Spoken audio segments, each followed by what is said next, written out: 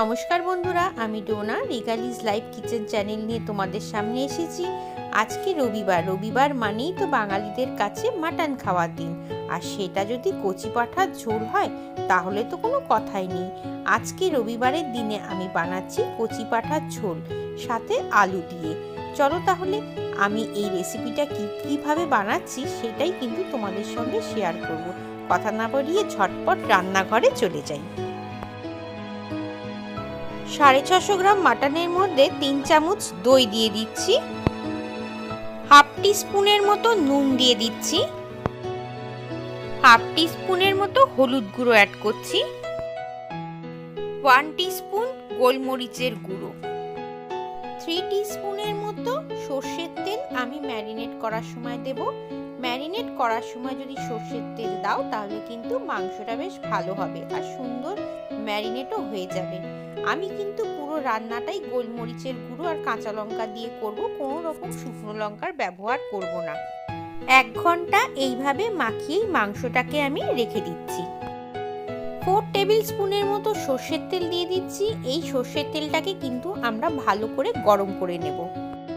ফোড়ন হিসেবে আমি একটা তেজপাতা আর 2টো শুকনো লঙ্কা দিয়ে দিচ্ছি। এছাড়াও গরম মশলা, এলাচ, দারচিনি, লবঙ্গকেও আমি ফোড়নে ব্যবহার করলাম। 1 টিস্পুনের মতো গোটা জিরে দিয়ে দিলাম ফোড়নে। গরম তেলের মধ্যে আমি 1 টিস্পুনের একটু কম চিনি দিয়ে দিচ্ছি। এই সময় চিনিটা দিলে মাংসের কালারটা ভালো হবে।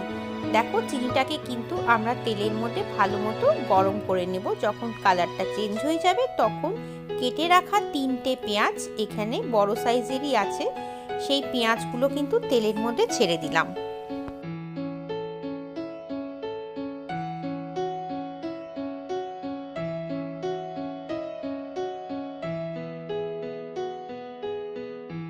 পেঁয়াজটাকে কিন্তু আমরা তেলের মধ্যে বেশ ভালো মতো ভেজে নেব।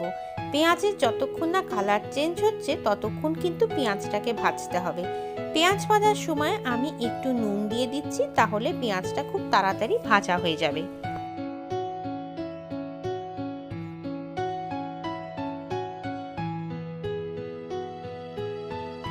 পেঁয়াজটা ভাজা হতে থাকুক। 5 মিনিট পরে আমি তোমাদের সামনে আবার ফেরত আসছি। ততক্ষণে কিন্তু পেঁয়াজের কালার চেঞ্জ হয়ে যাবে। পেঁয়াজের কালার চেঞ্জ হয়ে গেছে। 1 চামচের মতো আদা বাটা দিয়ে দিচ্ছি, আর এর সঙ্গে আমি রসুন আর কাঁচা লঙ্কা থেতো করে রেখেছি, ওই থেতো করা রসুন কাঁচা লঙ্কাটাকেও কিন্তু আমি দিয়ে দিলাম। এখানে আমি 2টো কাঁচা লঙ্কা ব্যবহার করেছি এবং একটা মিডিয়াম সাইজের গোটা রসুন দিয়েছি। এখন আমি কিন্তু এর মধ্যে একটা টমেটোকে কুচো করে রেখেছি, সেই টমেটোটাও কিন্তু পেঁয়াজের মধ্যে এখনই দিয়ে দেব।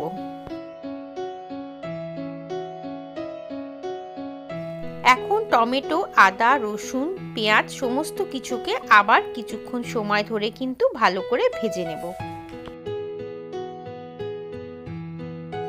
দেখো, মোটামুটি 5 মিনিট সময় আমি নিয়েছি আদা রসুনকে ভাজতে। ততক্ষণে কিন্তু সমস্ত কিছুর কাঁচা গন্ধটাও দূর হয়ে গেছে। আর এখন আমি যে মাংসটাকে ম্যারিনেট করে রেখেছিলাম, সেই ম্যারিনেট করা মাংসটা কিন্তু আমি পেঁয়াজের মধ্যে দিয়ে দিচ্ছি। মাংসটাকে এখন আমি পেঁয়াজের সঙ্গে ভালো মতো মিশিয়ে নিচ্ছি।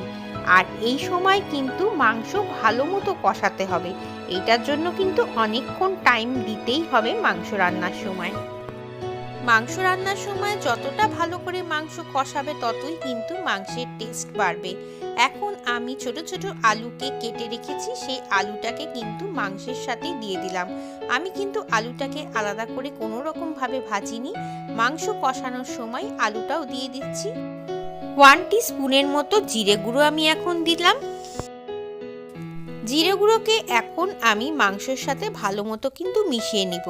আমি কিন্তু সব মশলা একসঙ্গে দিচ্ছি না, একটা করে মশলা দিচ্ছি এবং সমস্তটাকে ভালো মতো মিশিয়ে নিয়ে তারপরেই কিন্তু আমি আরেকটা করে মশলা অ্যাড করছি।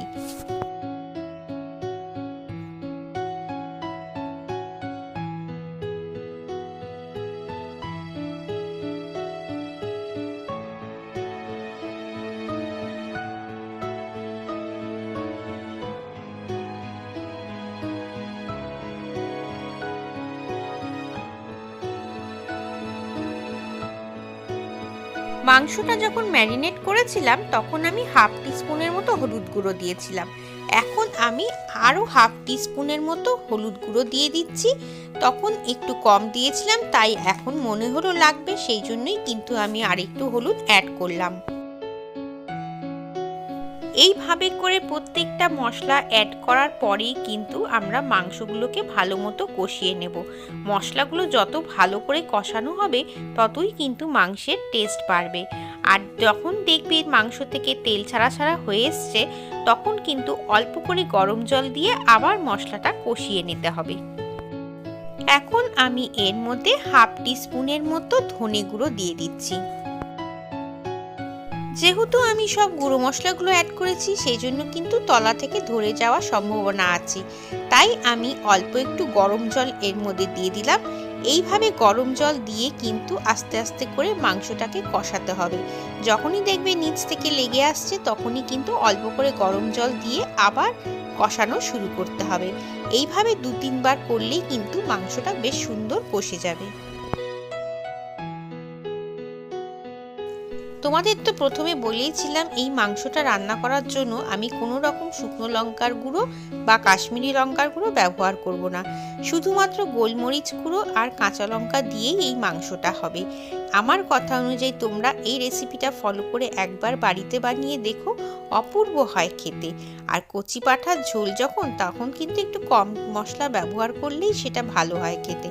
আর শীতকালে গরম গরম কচি পাঁঠার ঝোল খেতে সবারই কিন্তু ভালো লাগে। দেখো মাংসটা কিন্তু কষে গেছে। এখন আমি প্রেসার কুকারে 2টো সিটি দিয়ে এটা নামিয়ে নেব।